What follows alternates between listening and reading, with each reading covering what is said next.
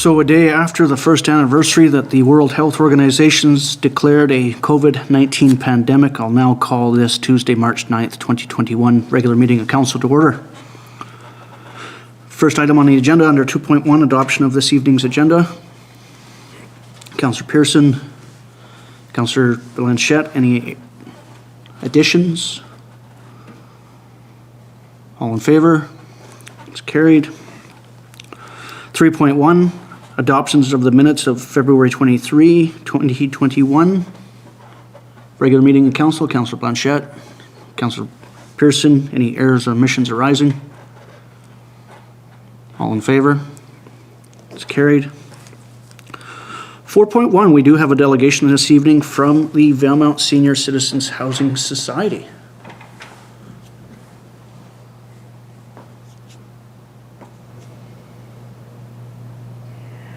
Your Worship, Mayor Torgerson, council members, senior staff, and any public that might be watching. My name is Rashmi Narayan, and I'm working for the Valemount Senior Citizens Housing Society, leading the development of Valemount Cares, a new seniors supportive living facility for our community.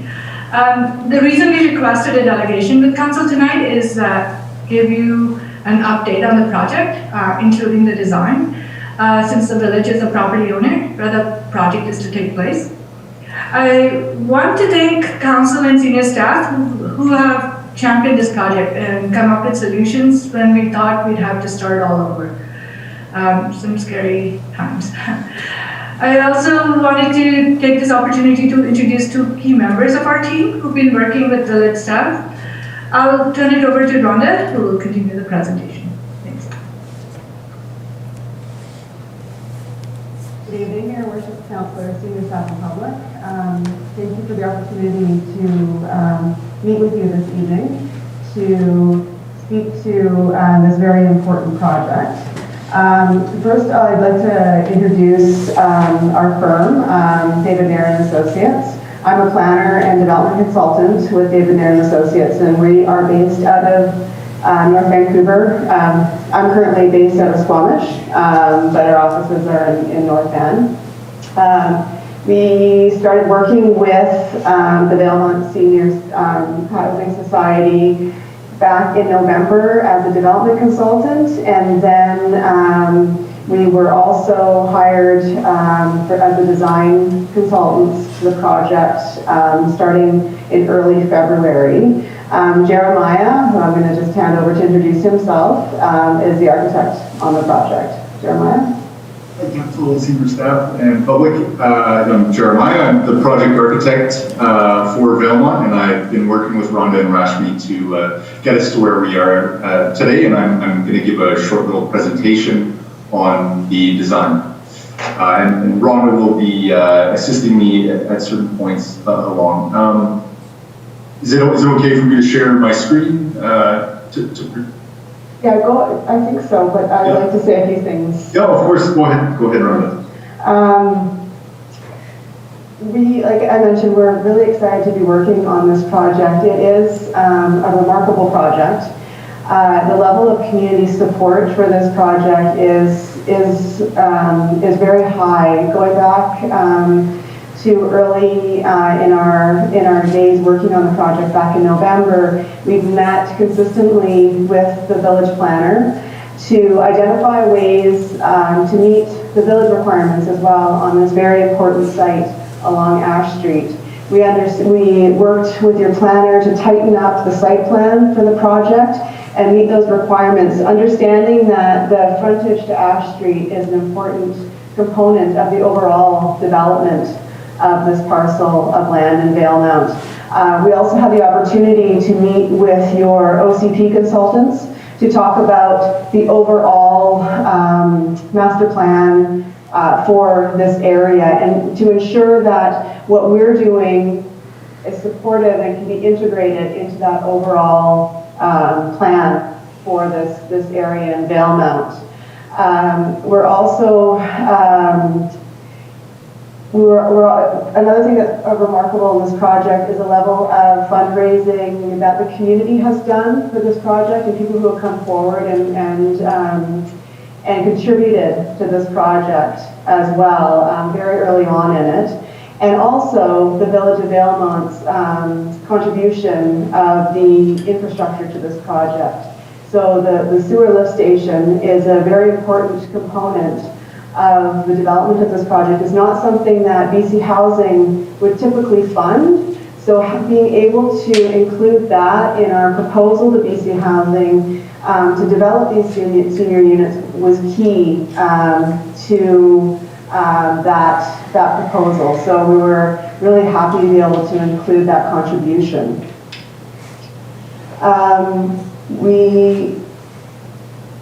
One of the other things I wanted to talk a bit about that makes this project stand out amongst many projects is the level of program and servicing space that's available in it, and the type of vision around the services and programs that are going to be offered to the seniors living in this facility. Generally with independent living, we don't see the same level of program and service space, and in this project, and Jeremiah will speak to this when he goes through the plans, in this project we're looking at developing commercial kitchen space, dining space, an area for a lift tub, office space, a flex space where there can be visiting doctors or healthcare workers that come in. I don't want to get too much further into the design, so I'm going to pass it over to Jeremiah now, and he can take over and let you know where we're going with the design and some of those really interesting factors that we've been moving forward with on it. Okay, great. Thanks for the great intro, Rhonda. And yeah, just to reiterate what she said in relation to the funding that's been done to date, it's very unique for this project. I've worked on numerous other BC housing projects, and this one in particular. Just having those multiple funding resources, potential funding resources, has allowed us to do some really interesting things with this project, and I'm really excited to share that with you guys. So let me just share my screen here.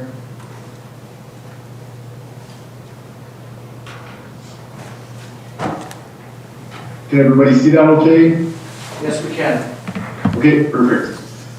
So this is just this is just a front perspective of the building, just to give you a taste of the kind of entry condition, but we'll get into the 3D stuff and the visuals later. What I want to really start with is the kind of core design concepts that Rashmi and her group first came to us, and what they instilled in us is the most important elements of this project.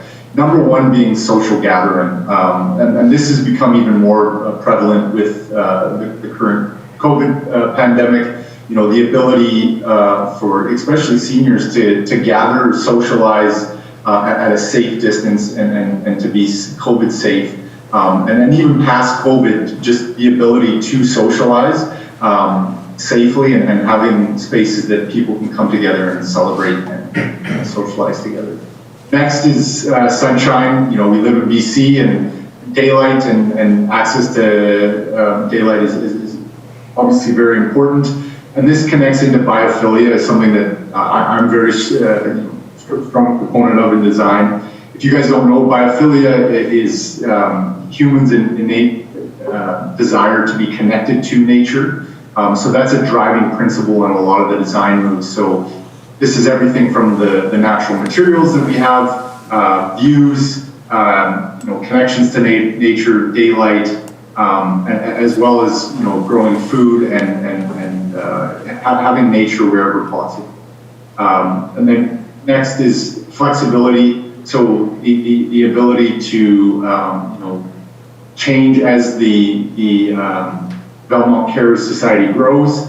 Efficiency, when it comes to energy as well as cost, and then the ability to expand into the future for future units as well as long-term care.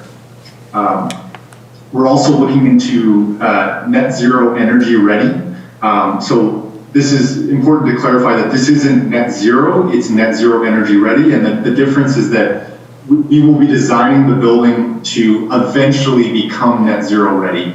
To go net zero ready right away would be very costly. So what we want to do is initially build a very efficient building, and that's through, a very efficient envelope, excellent mechanical solutions, but then having the flexibility to transfer to sustainable energy. So either geothermal, solar panels, solar hot water, and get to the point where the energy that is used by the building is then negated by the renewable energy that's on site. This will be done initially through a workshop with the consultants to understand what it will take to get to that point, and at that point we will understand the cost premium to get to that point, and really make our moves carefully to get to this point. The next drawing here is the site plan, and as Rhonda pointed out, we worked closely with Rashmi, but as well as the OCP consultant Michael Van Housen. He was a great help, and we had numerous meetings with them to kind of understand how this layout would work for future flexibility of this site and zoning of this site. We've placed the first initial building near the top left portion of the site along Ash Street, with a main parking entrance off of Ash Street, and then a circular turnabout at the end of the parking. The main building is a U-shaped courtyard building with the units down each side, a nice southern courtyard, the ability to grow and flex in the future, as well as social program areas and service areas at the top.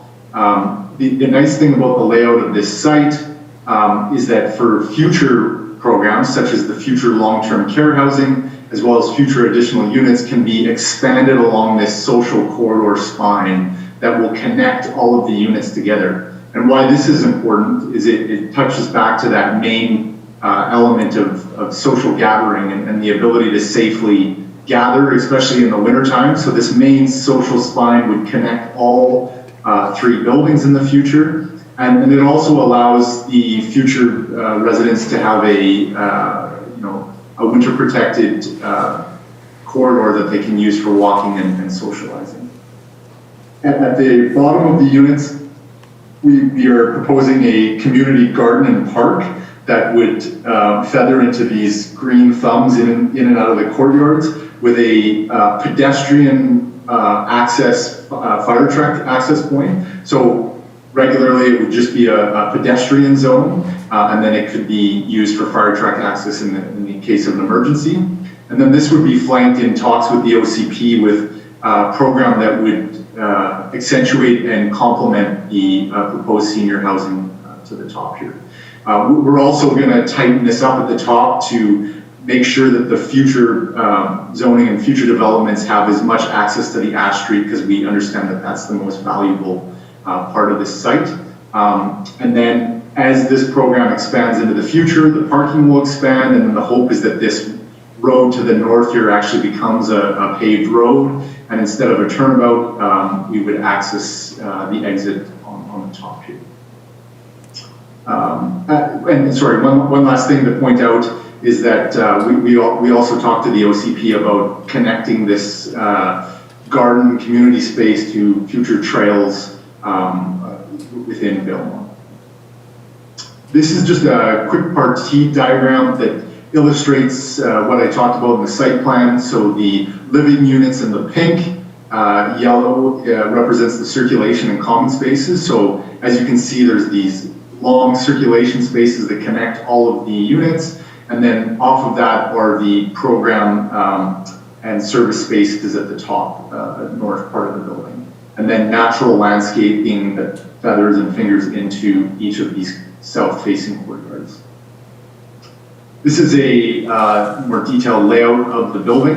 As you can see, we've got the a combination of 1-bedroom and 2-bedroom accessible units, 1 guest suite, and then the circulation along the corridors that then connect into the program spaces at the top.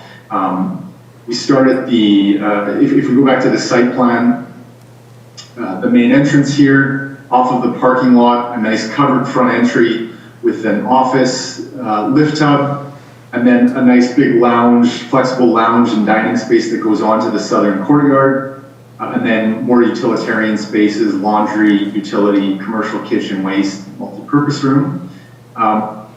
When we get into the detailed layout of these units, one thing to point out is that the corridors are much larger than usual. And the reason we've done this is to allow for these interior porches. So promoting that idea of socialization, especially in the times of COVID, where people can socialize at a safe distance, as well as having an exterior porch for more private moments. So each unit has an interior porch with a little window onto their kitchen and an exterior porch. Each unit is designed to be completely accessible and flexible, as well as the the 2-bedroom unit, which is very similar to the 1-bedroom. It just has an extra bedroom. I'll just take a pause there for a minute. We're just to our allotted time, but I'm pretty hungry for more. What say you? A motion to extend the delegation. Councillor Pearson, Councillor G. Any discussion? All in favor? It's extended. Thank you so much for that pause. Okay. Next is just the overall areas, this just shows that we're at approximately 15,000 square feet in total area, and then the colored graph to the left just indicates the different funding parts that we're going for. So the green indicates BC Housing, and then the yellow indicates the CMHC and other funding that we're going for these multiple program areas. So that's the design, and I'll come back to it if we have any other questions, but and I know your time is sensitive, but I just want to show a quick video that illustrates the inside and the different parts of the building. So just hold on one sec. So this is the main entry here. Program spaces to the left, a main covered front porch entry with an office, and then the dining lounge area to your left. And then from here, we move into one of the private suites with a screened wooden area to provide privacy, but still allow light into the unit. And once we move from the exterior porch, we go to the back where we have the big shared green area that would connect to the future zoning behind with the southern courtyard straight ahead. Then this just moves into the interior corridor and illustrating that larger public space and the interior porches. The other thing to note is we've really pushed daylighting, so we have clear story lighting up above, as well as views on either end of the corridor. Again, you know, making spaces that people want to socialize in. And then back out, and then into the south-facing courtyard, and then onto the dining and lounge area. And just before we finish, I just want to point out something that I didn't mention before, is to the right here is a greenhouse component. And this is something that we added later on, but we feel it's a design element that really complements the idea of net zero, you know, providing the occupants the ability to grow their own food, not only in the greenhouse, but as well in the south-facing courtyard. And the greenhouse also allows us opportunities to really push the envelope for net zero, where we could actually collect heat from this greenhouse and use that hydronically to help heat the rest of the building. So that's the design in a nutshell, and I just want to open it up. I'll go back to the PDF, and if anybody has any questions, I'd be more than happy to answer any questions that council or senior staff have. Well, thank you very much. I really appreciate, on behalf of council, bringing an update to us. It's a absolutely smashing and exciting project. Looking forward to further updates. So just at this time, I'll just take a motion to receive the delegation. Councillor Pearson, Councillor Blanchette, questions for the delegation? Comments? If that was the end of the presentation, of course. Yes. Councillor Blanchette? Just have a comment. It's amazing and it's quite exciting, and in 40 years I'll be ready to move in. And I really like the idea of that's the social connection as we grow, into the different units that we're going to need. How many units are there totally? Currently, we have, I'll just go to we have 18 units, so we have 16 one bed and two beds, and then the one guest suite. And one guest. Okay. When are we hoping to break ground? Everything goes to plan. It's a little aggressive, but our hope is that in early fall, we're hoping to break ground.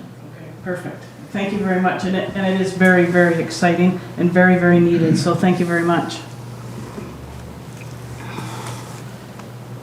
Further comments, questions? Will we receive another update prior to the fall as information is processed and forwarded? From BC Housing to your group, will council get an update either in a reading file or another delegation, etc.? Yes, I'm more than happy to make another presentation with our team. We're expecting a response from BC Housing end of this month or early April, and that is only for the residential units, and we're simultaneously looking at other funders, CMHC and FCM, so that we can get more funding for the common areas, as well as rely on some local fundraising. So we'll keep you posted once we get some information from the funders, or if there's any changes to design that you guys need to be aware of. We don't anticipate it, but it all depends on how the funders need us to make it fit their requirements. So yes, we'll be more than happy to come to council and make another presentation on a regular basis. Thanks so much. I really appreciate not only tonight, but communication moving forward. Any further discussion, questions? Thank you so much. Motion, please. All in favor of receipt? It's carried. Under 6.1, correspondence for action, we have a recommendation from staff to enter into discussions regarding the installation of a Tesla superstation at the Visitor Information Center. Councillor Blanchette, Councillor Pearson. Discussion. Supercharger just sounds exciting. They are exciting. I'm looking forward to having that here. 2022 was the kind of the install date. Is there any possibility, Mr. Administrator, that date could get pushed to this year? We would have to ask Tesla if that was the case. Okay. I mean, we are a strategic location on a electric vehicle highway. That would be cool if they could move their timelines up a bit. Further discussion? All in favor? It's carried. Anything out of the reading file catches anybody's eye? Councillor MacLean? Oh, there was a couple things actually. One of them was the Fish and Wildlife Compensation Program, the Columbia Region News, December 2020. The grant program where I believe that anybody interested in doing something towards fish and wildlife compensation can get a grant, apply for a grant of up to, was it $1,000? I just wanted to bring that to local people's attention. The second thing was the SIMP Resource Group regarding the Forest Stewardship Plan, Kamloops and Robson Valley TSA's review and comment. I wonder what we were doing about that, who we had assigned that to, or whether it might be something that the community forest people could review for us. Well, at this moment in time, nothing's happening to it. It's sitting in the reading file. Mr. Administrator, would you like to comment? Just that that has been forwarded to the community forest by Simp Resources. So there's two separate referrals then, one for the village. Who will be dealing with ours? That would be, if council so wanted us to provide a response, council could direct us to provide that response. Did you have something specific in mind, or just something that? No, Staff to direct some energy towards the Yes. response? Yeah, I had read through it and realized that it's fairly complex and that I wasn't certain on how it was going to affect our timber supply. These referrals are standard to different agencies. And so I just wondered what we had done if we had staff who were, this was their specialty, or that could look at it with an eye to discerning how this will affect our timber supply and our area. Yeah, no specialties within these walls of a forestry-based background. Certainly not a chief forester in the room. You're probably the closest one, Councillor MacLean, in terms of your background. Would you like some energy put towards this file and a referral sent? I think we should, Or yes. a reply to the referral request? Yes. Seconder, Councillor G. You got the spirit of that resolution? Discussion? All in favor? We shall send a response. Councillor, would you care to work with administration on that response? If you'd like to put some thought to paper and forward it? Yes, I can do that. Thank you. Did we have an all in favor? It's carried. Yeah. Anything else out of the reading file? There was a couple. Councillor MacLean, you said you had a couple out of that? That was, the first one was That the was, yes, wild bites, Fish and and Wildlife, the yeah. second one was the referral. Thank you. Councillor Pearson? Also a couple. First one, province-wide restrictions being carried on. It's rather disappointing that people are still not getting the message. Everybody's relaxing, thinking that imminent vaccinations are going to be the cure-all, but no, as we learned earlier today, fines are still being handed out locally for gatherings. So I find that somewhat disappointing. And the second part is the good news side of things, is the immunization update, where the seniors are in line to begin immunizations. Anybody in care is getting theirs this week through the clinic, and then there'll be a seniors clinic on the 31st. And I will congratulate Northern Health for being very proactive and reaching out and phoning the seniors in the community and booking appointments for them, rather than putting them through the process that everybody experienced yesterday with 1.7 million calls in 3 hours and shutting the system down. So good on them. Yes, amazing to see Northern Health taking that proactive approach. Anything else, Councillor? That's all for me. This side of the room? Councillor Blanchette? So I had the immunization update as well, but so I just wanted to add to that. So when it is your age group to call, just call for your own age group, please. You know, don't try and preempt everything, because that's what clogs everything up. Let everybody have their turn. Everybody will get done in their turn. So just be cognizant of that. Councillor? No? No. Awesome. So under 8.1, we're going to move right into budget considerations with a presentation from our Director of Finance, Mrs. Lori McNee.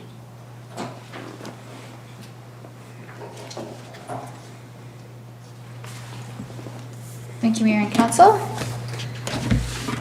So the presentation I have tonight was included in the agenda, so I'm assuming everyone's had a chance to read it. So I won't spend too much time on it, but I will just highlight some of the issues with it.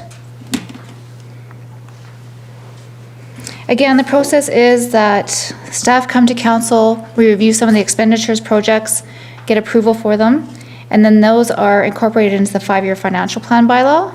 First and second reading of the bylaw will be coming on March 23rd. After that, we will be doing a public presentation. I hope to be using I believe it's civil spaces that we have on our website to include public engagement that way. I'll bring back any public comments, issues for council to reconsider, and third reading of the bylaw. If everything is fine with council, we'll go into fourth and final reading. The 5-year financial plan must be adopted prior to May 15th.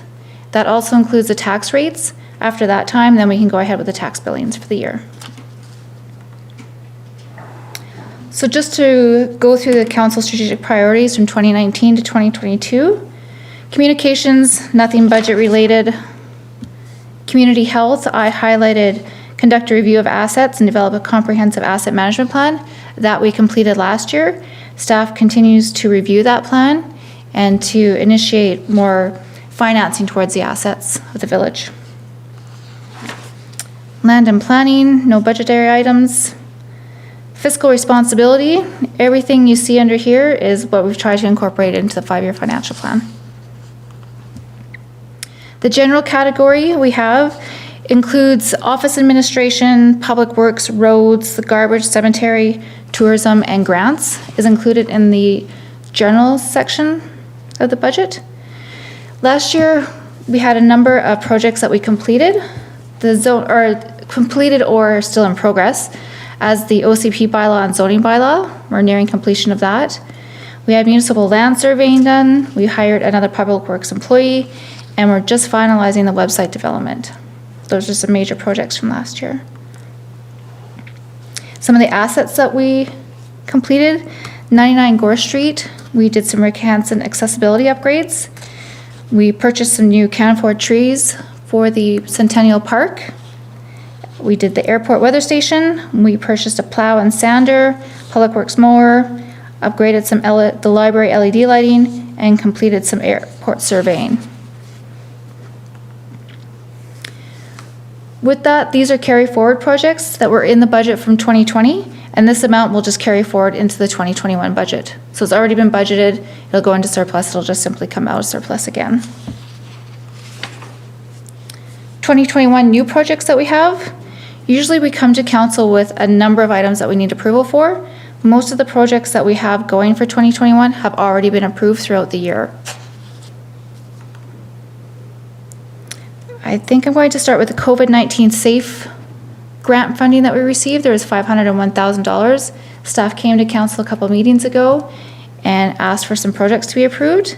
One of them is internet connectivity. There is also a municipal building, the permanent generator for this building. Public outdoor washrooms, we're just waiting to see if we have final approval on the granting for this one. If not, then this $100,000 will go towards the washrooms. If not, this $100,000 will be freed up if that grant is fully approved. We also had some LED signboards, mobile and stationary, and those have all been approved already. General revenues that come in, as you can see, almost everything that we get from the village is grants. Next is taxation revenue, and then smaller amounts come from various user fees, rental fees, investments. So just number-wise, grant revenue that we're expecting, over $3.6 million. Taxation, just under $900,000. Transfers, $556,000, and that would include transfers from surplus in 2020 to 2021 to cover those unfinished projects. And then smaller amounts as you go down. General expenses, most of those grants that we receive are going straight to capital.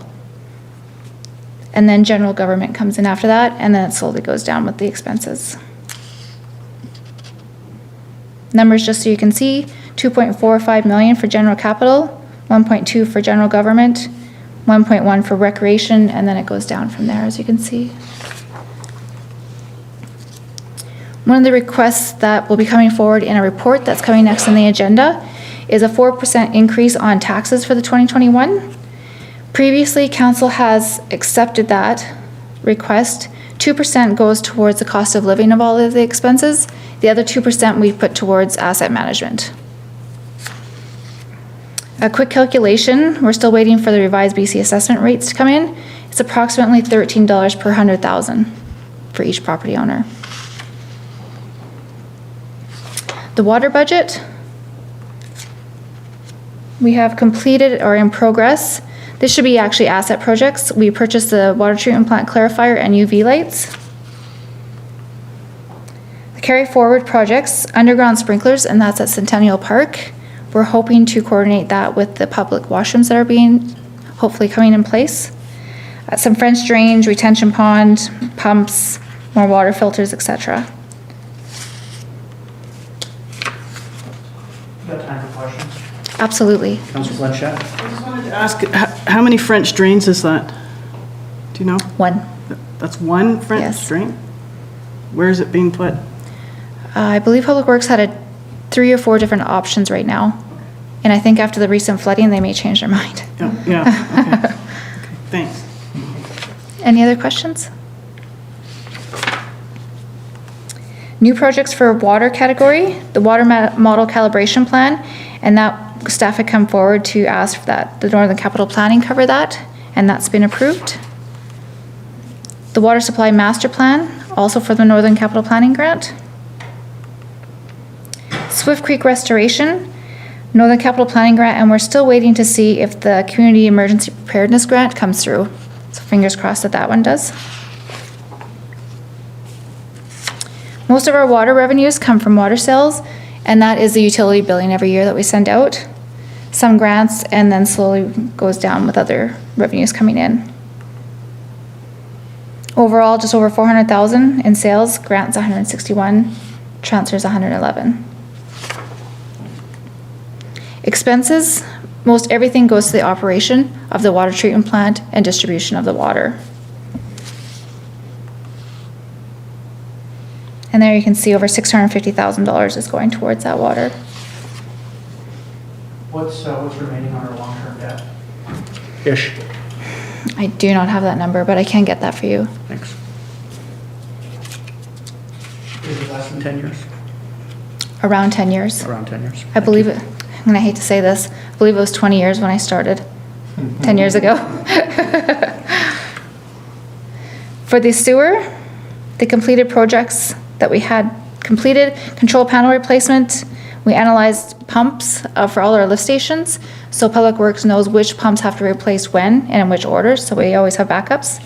We completed the sewer line cleaning and ordered UV lights for the sewer plant. Carry forward projects, of course, the Dogwood lift station. We are still waiting for the grant approval. I'm going to be optimistic.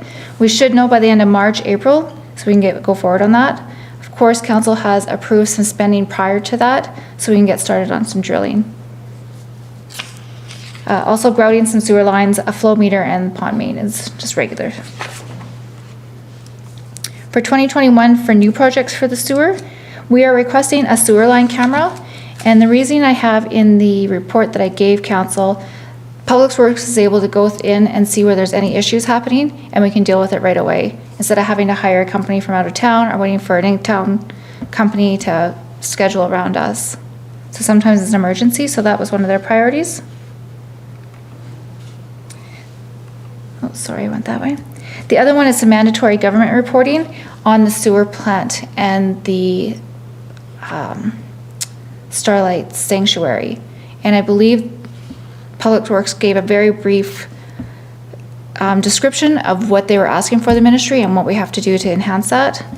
Something that staff simply can't do. We don't have the expertise for that. The other one, I'm going to rename this as the Ash Street, south of the high school. It's not just for the senior housing, the lift station for this. Council has approved the Northern Capital Planning grant to go ahead with this. And right now we are working with Urban Systems to coordinate this lift station and Dogwood lift station together in the hopes that we can save some money doing them both together. And I see that Valemount Cares is very gung-ho to get started, so that means the pressure's on to get it done. Sewer revenues. Most of our money is coming from grants, and that is from the Dogwood lift station that we have. And then sales and user fees. Dollar amounts, 2.6 million, 435,000, etc. Expenses, Again, the biggest expense, capital, and then all of the operating for the waste treatment. Any questions? Quick question. Sewer sales and user fees? Would be on your utility billings. That's Okay. what we It charge just for sewers. Seems like an odd term, sewer sales per se. Included in that is some sewage dumping fees as well, Yeah, yeah. that's what I was, okay. Why would you like to buy some sewage? Never know. Sell it to the farmers in Alberta. Speaking of that, some of those revenues came from the Trans Mountain that we have going with them. Water revenues last year was at over 115,000, sewage revenues over 290,000. Please note that this does not take into consideration the expenses that it took to maintain these revenues, such as employee expenses, we had to replace some pumps, etc. So with those revenues, council of course offset the requested 9.5% increase to utility bills, and it was only 3%. So residents saved fees on that. At the end of 2021, we'll be bringing forward the new revenues that we've received, and council can decide what to do with those at that time. The Northern Capital Planning Grant, we currently have $3.73 million set aside for this. And as you can see, the list, council has already approved to spend that grant. We have approximately $1 million left after all of these projects have been finished. The other big grant we have received is the COVID-19 Safe Restart Grant. That was just over $500,000. And you can see the projects here that council has already approved, remaining $137,000. And staff will be bringing back another report to see where those funds can be used at a future time. And that, Are the restrictions on the COVID-19 Safe Restart Grant say there has to be expenditures before a certain time? I.e., I mean, obviously we can't put it in reserves, but at the same time, do we have to just go frivolously spend it prior No. to December 31st, 2021? no, these funds will be set aside in reserves until we decide what to do with them. Thank you. The restrictions on this grant are pretty open. And that is the end of my presentation. Everything else you will find in the report that I provided council in the agenda report. If you have any other questions. Questions for the director? Further questions other than what were asked during the presentation? Well done, thank you so much. As always, thank you for preparing a awesome budget and presenting it to council. Thank you. Thank you so much. Take a motion to receive the presentation. Councillor G, Councillor MacLean, any questions for administration or the other, something that wasn't, need more clarity on, or before we move into the next item? All in favor of receipt? It's carried. And we'll segue into 8.2 for the budget requests. We have a couple of recommendations here. Number one, sewer surplus in the amount of $22,500 for the purpose of engineering costs to update required ministry reporting in the 2021 budget. Councillor G, Councillor Pearson, discussion. All in favor? It's carried.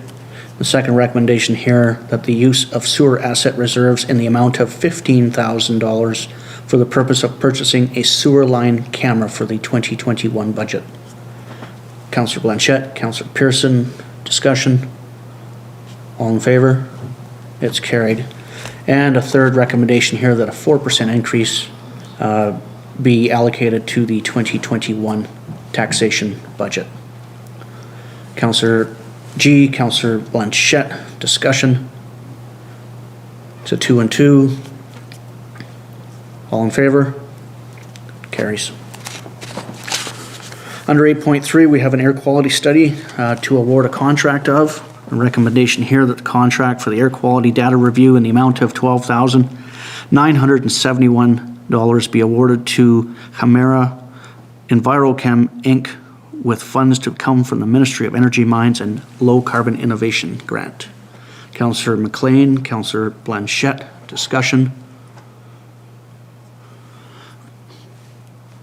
Councillor MacLean, I really want to thank you for being in touch from both a local government standpoint, local government committee standpoint, the Columbia River Treaty, and that communication with Ms. Strauss out of Victoria. Thank you. Thank you. Hopefully we can make something of it. All in further discussion? All in favor? Carried. 8.4, we have a report to be received under the Community Economic Recovery Infrastructure Program. Councillor Blanchette, Councillor G, discussion. We will not have a bridge when we will not cross that bridge when we come to it. It's too bad. We'll keep looking. How's that? I mean, it's a prime area for recreation, and especially in a pandemic, we need all the outdoor opportunities we can. All in favor of receipt? Carried. Under 8.5, we have a report to be received for the Columbia Basin Trust Community Initiatives and Affected Areas Program, outlining the 2021 public input process. Councillor G, Councillor Blanchette, discussion. Comments, Councillor Blanchette? It's a new way of doing it. It works really well. I went on the site the other day. Everything works. It's easy. It's straightforward. And I love the idea of a climbing wall. That was something really exciting. Cool, So thank you for everybody, and thank you for being on that committee and doing all that work. It's really great to see the societies that are having their things in there. Great projects coming forward. Oh, yeah. It's a great opportunity for and nothing will replace the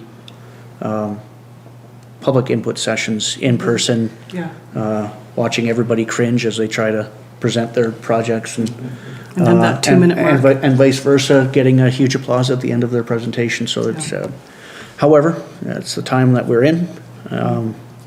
So all in favor? It's carried. 8.6. Staff would like to have an invitation sent from council asking Simp First Nation to participate in the Tourism Marketing Strategy Invitation. Councillor Pearson, Councillor G, discussion. What's the timeline on that again for a response? Is it end of April? I believe it's mid-April. Mid-April, thank you. Other questions for administration? All in favor? It's carried. Under bylaws and policies 9.1, we have policy 81 before us, appointments to the board of directors of the village-owned companies. Recommendation here that the appointments, that policy number 81, appointments to the board of directors of village-owned companies be adopted as presented. What's council's wish? Councillor Blanchette, Councillor G, discussion. Councillor Blanchette. So I'd like to propose some amendments. I would like to see, we just need one council member to be sitting on that board, and I think one staff member. And there's a few issues with here it says 9 members, but then in the policy itself, it says 7 and 2 members of council. So I think we need to sort of tweak that. And I think one of the other issues too is 3.1 on the policy. It says all directors shall serve on a board term for 2 years. I think we should alternate that because we don't want to lose the experience all at once. I think to have everybody walk off, after 2 years would be detrimental. So we should split it the way we do with the CIP, 2 and 1 or 3 and 2. It should be staggered. And I think further down in the report, there is a staggered. Oh, is there? Okay. And I think we need to remember too that the staff member is a non-voting member. The staff will not be voting. They'll be there for minute taking and those kinds of issues. So if I understand this right, you want 1 member of council, 1 member of staff. The report already suggests staggered, or the policy already suggests staggered. and to ensure that staff are non-voting. And in your idea, what would that staff person do? I think they're there for any kind of, because we're the stakeholder, so anything that needs to be dealt with, we need to have that communication back and forth. I think that over the years, for whatever reason, the communication's fallen apart. I've been here for quite a while, and if somebody asked me what they were doing right now, I have no idea, absolutely none. It's not anybody's fault, it's just the way it is. So I just think that we need to tweak a few things, and maybe perhaps we need to have the board and the staff come and have a chat. I mean, I don't know. But I know that we're getting a lot of questions from the public, and as the shareholder, we need to know what's going on at all times. We are responsible, and I have no clue what's going on. I don't have any issues with how everything's being run. It's fabulous. They're doing a great job, but I have no idea what they're doing. So. Well, just before we ask for general amendments or a motion to amend, we'll just keep that as discussion points. All right. Councillor Pearson? So just clarification, and I agree with Councillor Blanchette, you know, we are receiving questions from the public, and I think as council, as a stakeholder, we have to do due diligence and have those lines of communication opened up. When you look at the agreements, there's a lot of places that it's fallen down. AGMs, according to the agreement, are supposed to be presented at a council meeting as a matter of public discourse. We haven't seen that. So there's lots of issues, I think. But one clarification on Councillor Blanchette's amendment. If the staff member, one staff member appointed, is considering a non-voting member, now do we still consider that a board member, or do we go 1 and 6 and we just have the staff member attend? How would that play out if they're a non-voting member? Well, in that case, you could direct staff to attend meetings. They are open, for the most part. And so that non-voting staff person would just be there in attendance rather than a vote on the floor. And so you would still have that odd number of directors. You would probably, by dropping one member of council, you would probably open up that position to the general public. Yeah, and that would be my question, is if we're looking at 1 member of council and 5 members of the general public plus a staff member, or 1 member of council, 6 members of the public, and a staff member attending. That would be where I would look for clarification. So they do have, it says up to 9 directors too. So is it 7 or 9? What are we, right? That's the other. Mr. Administrator, do you have a comment? Certainly, just to clarify, so the shareholders agreement, I believe it is, states you can have up to 9. So it's fine to say whether you could reduce that number to 7 if you wanted to. You could bump the number up to 9. It's up to council's discretion on that.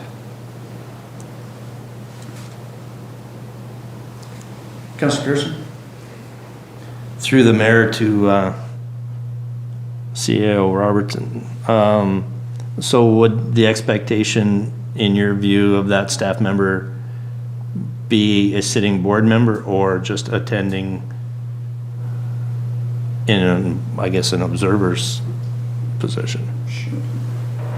As the policy was written, it was actually to have the staff member as a voting member, but it's council's discretion whether or not that's what the council would want. It's fine either way. They can be, I forget what the exact term is for it, but there is a term for somebody who sits on a board but is not a voting member. And I could definitely look up that term and make sure that's included on there on the staff member. Ex officio. Ex officio, thank you, yeah. Just jotting down some notes.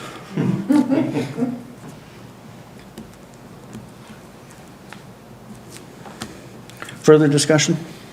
Councillor Blanchette, back to So you. we'd have to ask that staff member as well, did they want to be a voting member? They may choose not to be. I don't know. I don't know if I was a staff member, if I'd want to, That's something that will be quite decided tonight. I mean, staff will either be directed not to vote in an ex officio status, or council will direct that staff person, one of Mr. Robinson's staff himself or whomever he decides, to be a voting member or not. That is up to council, as the administrator highlighted. okay. So, thus far, I have one member of council, one staff, non-voting. That, Ex officio. ex officio. Further discussion? And then that would bump to 5 members of the general public for the 7. For this, for this, Yeah. could, but for this policy set. 9. Go ahead. Sorry. So, yes, you'd want to decide how many you want to have in total. However, if you wanted to remain at the number 7, you would need to have 6 members of the public, One member of council. plus 1 member of council, and then the staff member would be ex officio, and they would just be there. Yeah. Yeah, I was just thinking, because otherwise you got a potential tiebreaker. So we need to decide if we want the staff member to vote or not, and then pick our number from there. Councilor Pearson? I think my recommendation is, in looking at it, is the 1 member of council, 1 staff member ex officio, and then bump it to 6 members of the general public, such that we have an odd number of voting members. Second on the amendment? Councillor G? Discussion on the amendment? All in favor of the amendment? Carried. Back to the motion as amended. Further discussion, Councillor G? I think this one is just more for clarification for me. Item 3.3, it was more the timing of when this is going to go into effect. It says village directors will be elected during the inaugural meeting of council and the first meeting in the month of November 2 years after. So would that be, when would that be? The inaugural meeting is in November of 20, well, it would be enacted immediately. Oh, okay. And then November 20, I mean, that council person would have to be chosen tonight, Mr. Administrator? I guess that's my question. Or are we waiting until November 2022? You could, well, no, you would want to, probably the best way to do it would be decide how you want the policy to proceed, and then we can bring this back once it's agreed upon, and we can deal with that at the next meeting. Clarity sought. Further discussion? Hearing none, all in favor? It's carried. No new business tonight. Is there a notice of motion coming forward?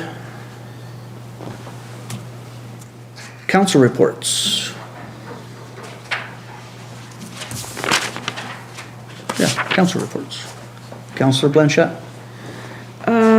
So March 1st, we had elder care, and just for everyone's knowledge, we're setting up a hearing clinic, so there'll be more to follow on that. Did you hear me? It is for everybody. No, just a minute. This is no, it's for seniors. I'm sorry, that's the specific funding, so it will be for seniors. I know. We did have on the 2nd, we did have the OCP review, which was really great. And then the 8th, we had our child and youth mental health, and we tried to have another OCP meeting. It was cut short. but we will be having that again. And then today was the tourism strategy workshop, which was really fantastic. A lot of really good conversation, a lot of really great ideas. And the second half will be later on in about a month and a half. So that's it. Thank you. Councillor G? I had on February 25th, we had our initial, I guess not initial, committee meeting with CBT to just review the applications that came in and to talk about the launching of the online platform and what that's going to look like. It was pretty good. Zoom is not the easiest platform to have meetings on, but I think we got it off to a good start. The nice part is the longer time period for people to have that public interaction. So we're really hoping that will offset the not being able to attend in person. March 2nd was the OCP meeting, and that's it. That's all I got. Thank you. Councillor MacLean? February 11th and March 3rd, I attended CBT, CRT, Local Government Committee virtual meetings. At this time, we have updated our terms of reference and are working on understanding and using modeling to incorporate socioeconomic interests in the Columbia River Treaty negotiations. On February 22nd, an update of the committee activities was released to regional districts, boards of directors, and the Valemount Village Council. I haven't noticed whether it's on the village website, whether you could access it there, but you can access it on the AKBLC? Yeah, on their website.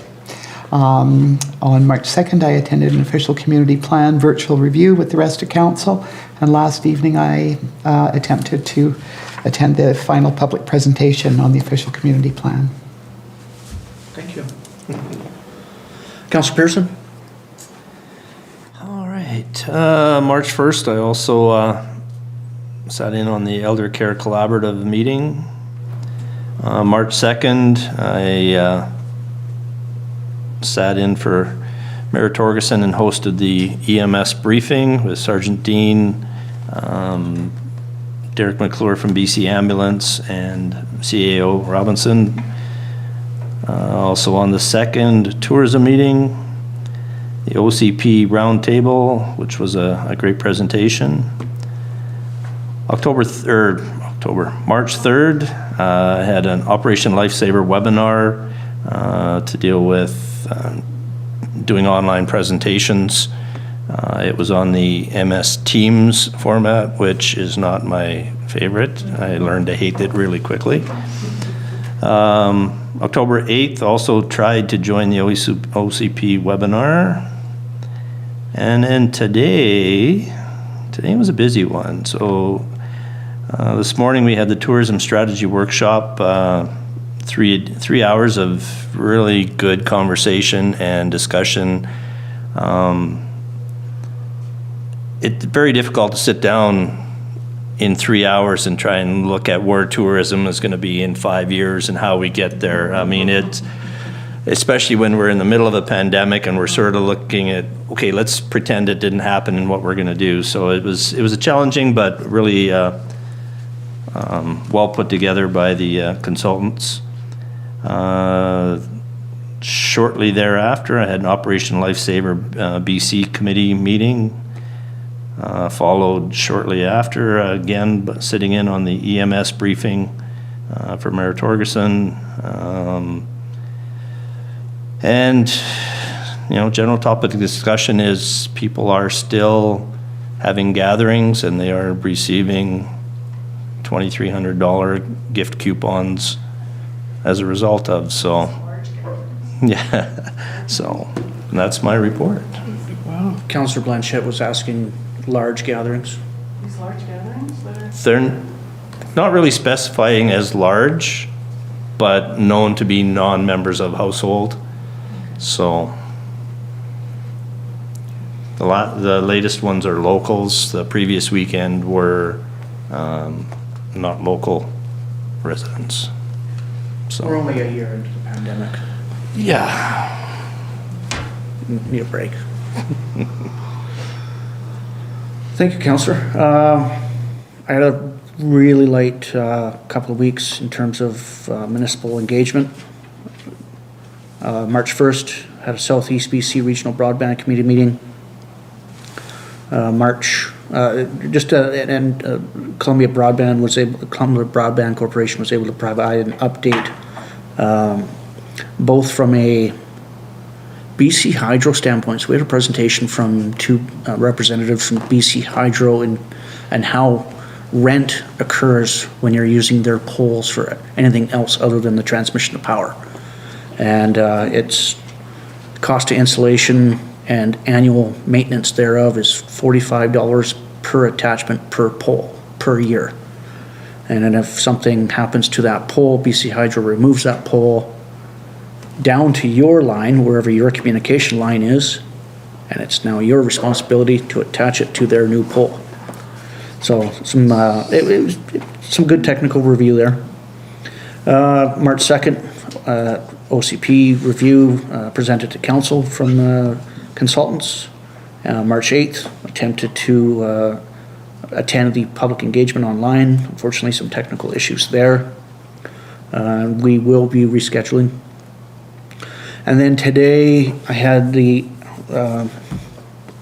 absolute pleasure to meet with Minister of Tourism, Melanie Mark, Minister of Municipal Affairs, Josie Osborne, and our hero, Dr. Bonnie Henry, as the three of them presented to the Resort Municipalities Initiative and collaboration as to how and what potential issues could arise and also opportunities could arise with spring break coming at us. Of course, being coupled in there with St. Paddy's Day, organized summer outdoor sports and gatherings moving forward. No announcements made today, just some hypotheticals, see where the modeling is going. Stay tuned. We could see some lesser restrictions for over the spring break in terms of travel. We could see some lifting of junior sports in the summer. That would be really cool to get kids back outside again. And yeah, stay tuned, as the good doctor says. That's my report. Motion to receive. Councillor Pearson, Councillor MacLean, any comments, discussion points around the reports? Councillor Pearson? Just a comment on your meeting with Dr. Henry and the potential, looking at modeling and the potential easing, and watching our daily numbers consistently over 500. We're not going in the right direction, unfortunately, but hopefully, and of course they're seeing it down the lower mainland where people are out and about and they can free up outdoor sports. We have some time to wait before there's anybody on a soccer field in Valemount, but Yes. yeah. Yes, indeed. Yes, indeed. There was certain discussion points today around regionalization of restrictions and easing and more stringent. And the good doctor was just, no, we're good, we're provincial wide. So we'll see how that plays out. I mean, she's at the helm. Other comments, discussion points? All in favor of receipt? It's carried. Not heading in camera this evening, so I'll ask a motion to adjourn. Councillor Pearson.